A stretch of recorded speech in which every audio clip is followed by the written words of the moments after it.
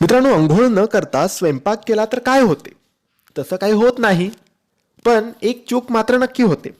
जसं आपण पैशाला किंवा दागदागिन्यांना लक्ष्मीची वस्तू मानतो.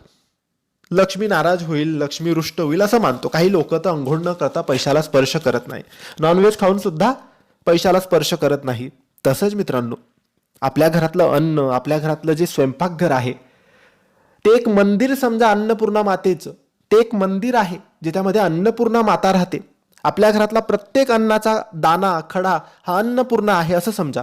आणि जी व्यक्ती अंघोळ न करता स्वयंपाक करते, गॅसला स्पर्श करते, अग्नीला स्पर्श करते, स्वयंपाक करते, जेवण करते, तिच्यावर अन्नपूर्णा नेहमी रुष्ट राहते आणि त्यांच्या घरामध्ये धन आणि धान्य नेहमी कमी राहते. कधीच कोणती गोष्ट तिथे पुरत नाही, नेहमी ती संपत असते. म्हणून सकाळी अंघोळ करूनच किचनमध्ये प्रवेश करावा आणि गॅसला स्पर्श करावा.